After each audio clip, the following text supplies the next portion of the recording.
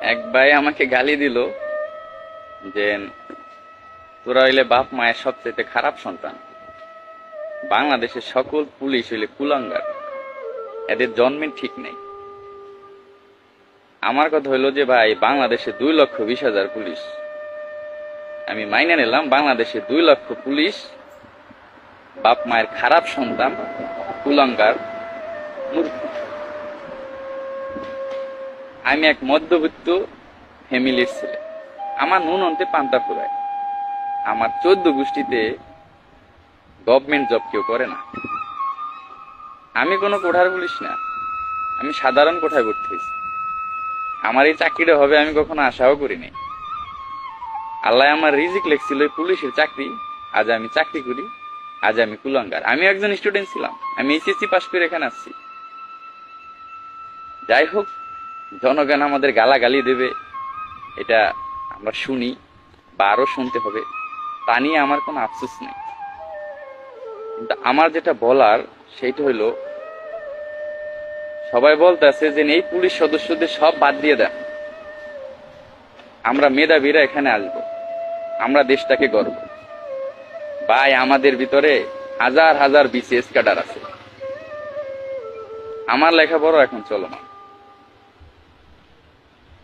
এই যে দেখেন, এখন বাজে রাত 3টা, আমি রাস্তার ভিতরে একা, কেউ নাই, আমি একা আছি। কার জন্য আছি? আমার মা বাবার জন্য? অবশ্যই না, দেশের মানুষের জন্য। সবাই ঘুমাচ্ছে আর আমি সারা রাত এই রাস্তায় দাঁড়ায় দাঁড়ায় ডিউটি করব। সকালে ঘুম থেকে তারা উঠবে ফ্রেশ মাইন্ডে, যখন আমারে দেখবে, মানে সরাসরি না পারলে মনে মনে একটা গালি দেবে যে শালা কুলঙ্গারের বাচ্চার মুখটা দেখলাম, আমার দিনটাই খারাপ হয়। তাতেও আমার কোনো আফসোস নেই। কিন্তু কথা হইলো যে মেধাবী স্টুডেন্টরা যে আসবে, বাংলাদেশে তো আবার সরকার গঠন হবে, আওয়ামী লীগ আসুক, বিএনপি আসুক, জামাত আসুক, XYZ যে কোনো সরকার আসতে পারে, দেশের পরিস্থিতি তো আবারও খারাপ হতে পারে।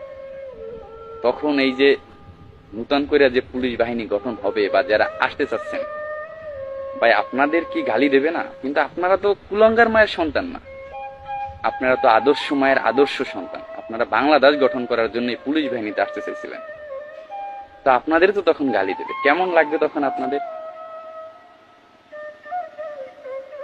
সব পুলিশ খারাপ না ভাই, সবাই এক না,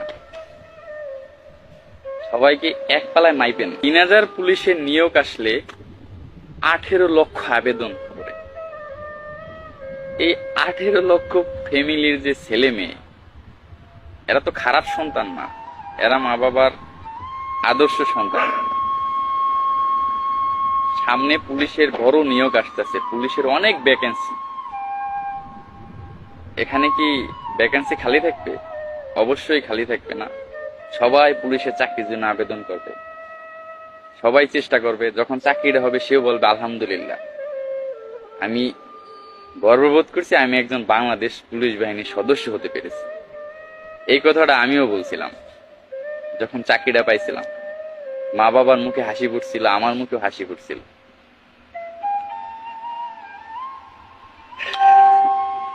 আসলে এগুলা নিয়ে কষ্ট পাবার কিছুই নাই। আমরা জনগণের গোলাম, স্বীকার করি। জনগণের সেবা করা আমাদের দায়িত্ব। হয়তোবা জনগণের আমরা ঠিক মতো সেবা দিতে পারতেছি না, এর জন্য হয়তোবা আমাদের এত গালাগালি করে। কিন্তু আমি একটা কথা বলবো সবাই, সেইটা হলো ভাই, আমি খারাপ হতে পারি, আমার মা খারাপ না, আমার বাবা খারাপ না। প্লিজ মা বাবা নিয়ে কখনো গালি দিয়েন না। অনেকে আবার বলবেন যে শালা তুই পোশাক পরা ভিডিও করতেছ কেন?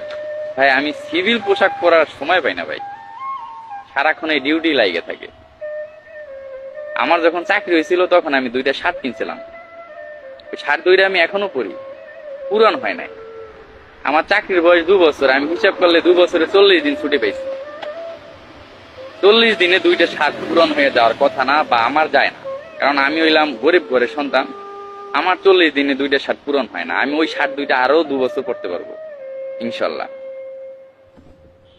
ঠিক আছে? কিন্তু এখন এই পোশাক পরে ভিডিওটা করতে বাধ্যই হইলাম।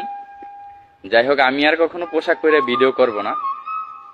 আর যারা গালাগালিজ করেন তাদের কাছে একটা অনুরোধ থাকবে যে ভাই, আমারও মা আছে, বাবা আছে, আমারও বোন আছে, আত্মীয় স্বজন আছে, প্লিজ আমার জন্য আমার ফ্যামিলিটাকে খারাপ ভাববেন না। আমি আমার মা বাবাকে অনেক রেসপেক্ট করি, অনেক সম্মান করি। আমি বাংলাদেশ বাংলাদেশ পুলিশ বাহিনীকে আমি খুব ভালোবাসি, বাংলাদেশের মানুষকেও খুব ভালোবাসি। আপনারা গালি দেবেন, সহ্য করে নেব, কিন্তু মা বাবাকে দিয়েন না ভাই, বুকের বাম পাশে লাগে ভাই। ঠিক আছে, আমাদের কষ্টটা যদি বুঝতে হয়, আমাদের রুলস যদি বুঝতে হয়, অবশ্যই আপনার এই চাকরিটা করতে হবে, নাইলে আপনি আমাদের ব্যথা বুঝবেন না। আপনার সারাদিন বক বক করে আপনাদের বুঝাইতে পারবো না যে আমরা পরিস্থিতির শিকার নাকি অন্য কিছু, এগুলো সারাক্ষণ বললেও বুঝাইতে পারবো না। যাই হোক, আবেগে অনেক কথা বলে ফেলাইলাম, আপনারা আবার কষ্ট নেবেন না। সবার প্রতি ভালোবাসা এবং শুভকামনা রইল।